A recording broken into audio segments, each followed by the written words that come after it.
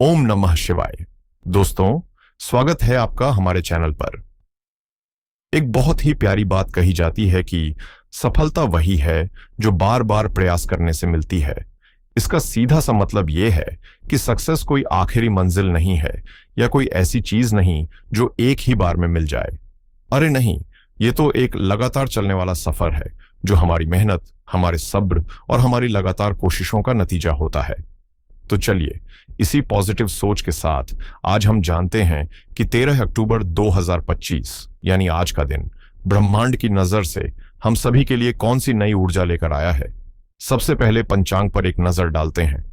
आज कृष्ण पक्ष की सप्तमी तिथि है जो दोपहर 12:24 तक रहेगी और उसके बाद अष्टमी तिथि शुरू हो जाएगी।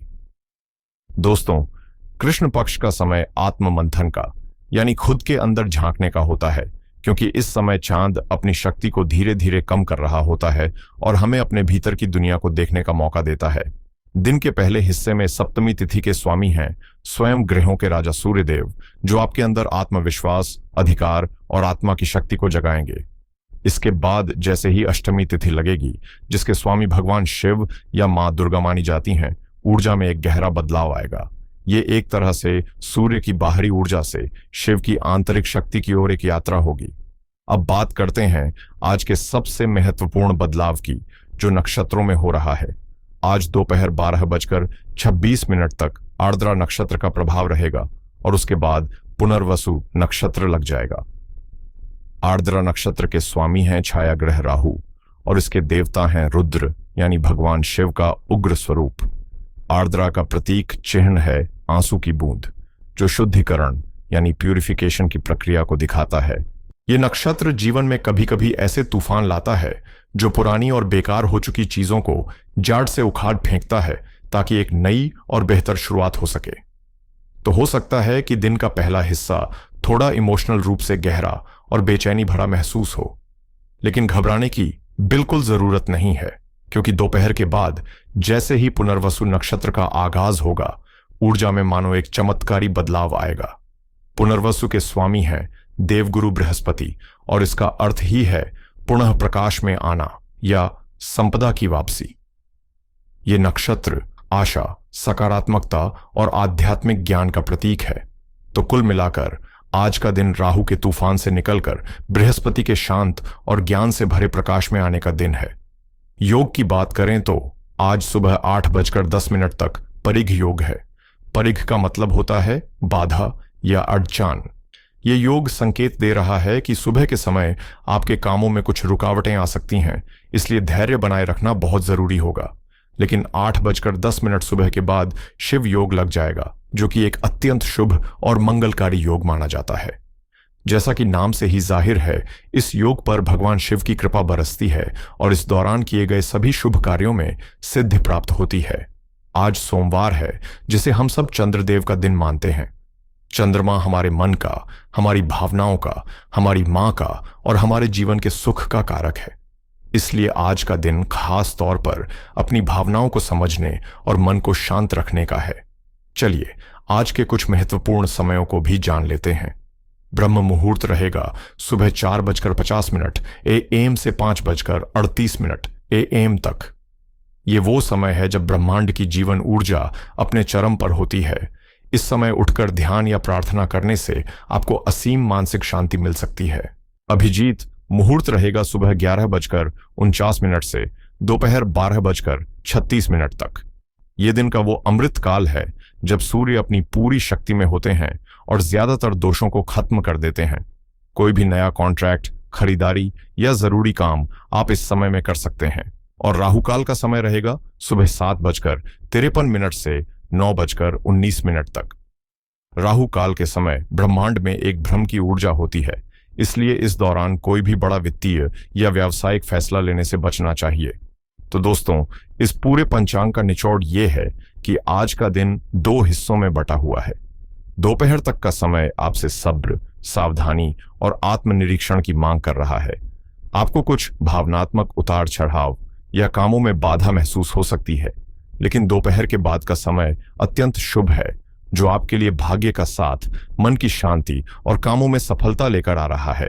इसलिए मेरी सलाह यही रहेगी कि आप अपने सभी महत्वपूर्ण कामों को दोपहर के बाद के लिए ही रखें। अब हम खास तौर पर बात करते हैं तुला राशि की।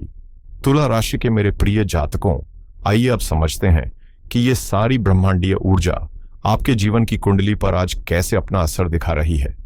आज ग्रहों की जो स्थिति बनी है वो आपके लिए किसी वरदान से कम नहीं है। मन और भावनाओं के स्वामी चंद्रमा आज पूरे दिन आपके नवम भाव में यानी आपके भाग्य स्थान में मिथुन राशि में गोचर कर रहे हैं। ज्योतिष में नवम भाव को सबसे शुभ भावों में से एक माना जाता है।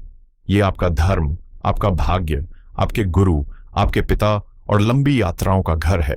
और इस भाव को आज दोगुनी शक्ति मिल रही है क्योंकि यहां पर पहले से ही ज्ञान और सौभाग्य के सबसे बेड़े दाता देवगुरु बृहस्पति विराजमान हैं। जब चंद्रमा और बृहस्पति एक साथ किसी भाव में बैठते हैं तो एक अत्यंत शक्तिशाली और शुभ गज केसरी योग का निर्माण होता है। ये योग हाथी, गज और सिंह केसरी की शक्ति और प्रतिष्ठा का प्रतीक है। आज ये योग आपके भाग्य स्थान में बन रहा है, जो ये साफ संकेत दे रहा है कि आज भाग्य स्वयं आपके दरवाजे पर दस्तक दे रहा है। तो चलिए अब जीवन के हर क्षेत्र में इस महायोग के प्रभाव का विस्तार से विश्लेषण करते हैं। नौकरी पेशा लोगों के लिए आज का दिन असाधारण रूप से भाग्यशाली है। नवम भाव में बना गजकेसरी योग आपके कार्य क्षेत्र में मान सम्मान और पदोन्नति के प्रबल योग बना रहा है। आज आपके उच्च अधिकारी या सीनियर्स आपके काम से न केवल प्रसन्न होंगे बल्कि किसी बड़े प्रोजेक्ट की जिम्मेदारी भी आपको सौंप सकते हैं। गुरु ज्ञान के कारक हैं, इसलिए आज आपकी सलाह को बहुत महत्व दिया जाएगा। यदि आप किसी शिक्षण, कंसल्टिंग या गाइडिंग प्रोफेशन में हैं तो आज आप अपने काम से एक नई पहचान बना सकते हैं। हालांकि एक बात का ध्यान रखना होगा, आपके छठे भाव में शनि और राहु की युति चल रही है। यह युति संकेत देती है कि आपके कार्यस्थल पर कुछ छिपे हुए शत्रु या सहयोगी आपके खिलाफ राजनीति कर सकते हैं। वे आपके काम में बाधा डालने की कोशिश करेंगे, लेकिन नवम भाव का मजबूत गज केसरी योग आपके लिए एक सुरक्षा कवच की तरह काम करेगा और उनकी कोई भी चाल सफल नहीं हो पाएगी।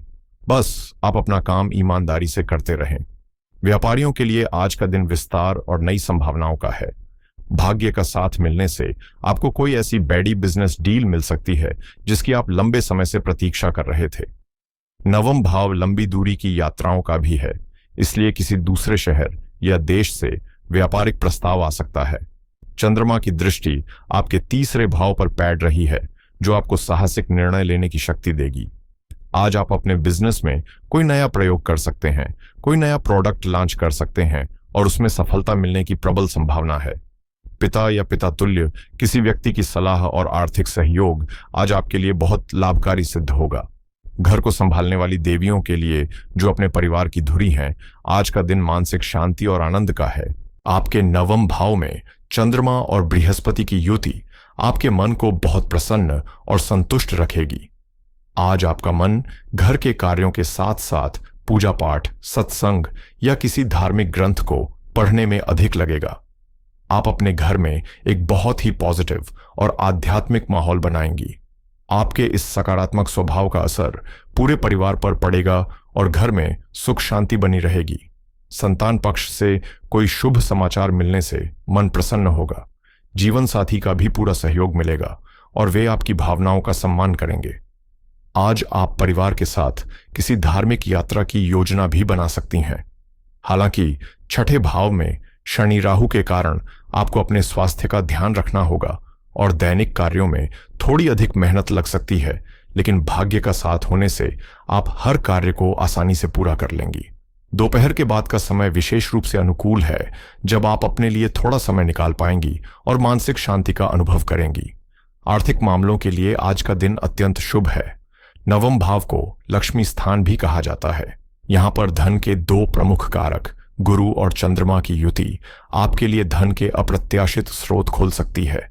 आपको किसी पैतृक संपत्ति से लाभ, किसी पुराने निवेश से अच्छा रिटर्न या लॉटरी सट्टे से भी अचानक धन लाभ के योग बन रहे हैं।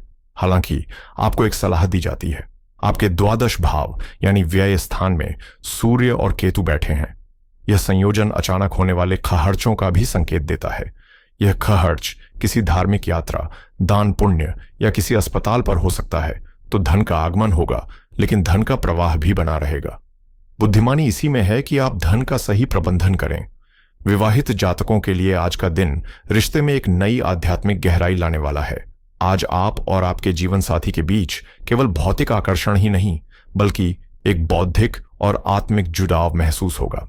नवम भाव धर्म का है, इसलिए आप साथ मिलकर किसी धार्मिक स्थल पर जा सकते हैं, कोई सत्यनारायण कथा सुन सकते हैं या भविष्य की आध्यात्मिक योजनाओं पर चर्चा कर सकते हैं।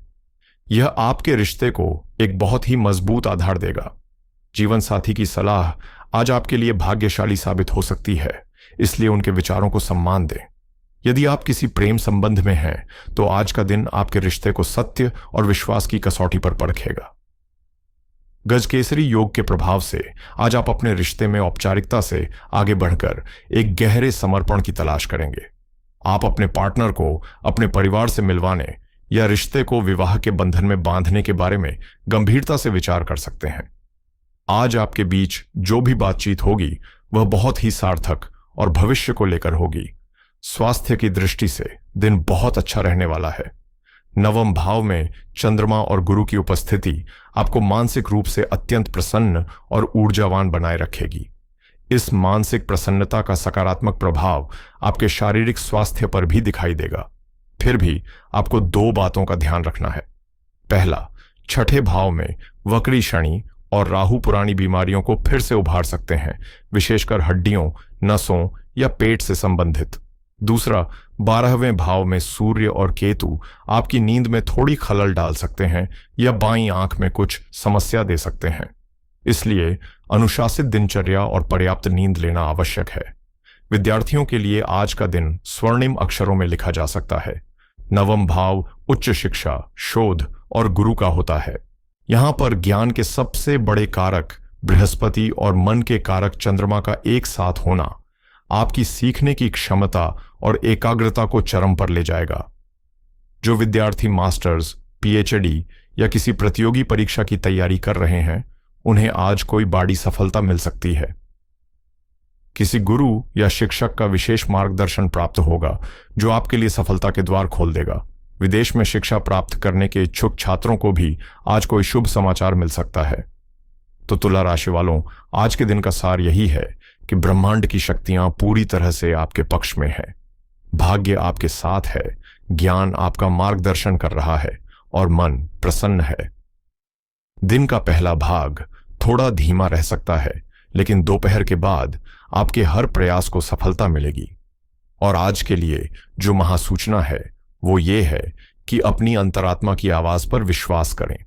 जी हां, आज आपके नवम भाव में बना गजकेसरी योग आपकी इंट्यूशन, आपकी छठी इंद्री को बहुत शक्तिशाली बना रहा है। यदि किसी फैसले को लेकर दुविधा में है तो तर्क वितर्क से परे जाकर अपने मन की गहरी आवाज को सुने।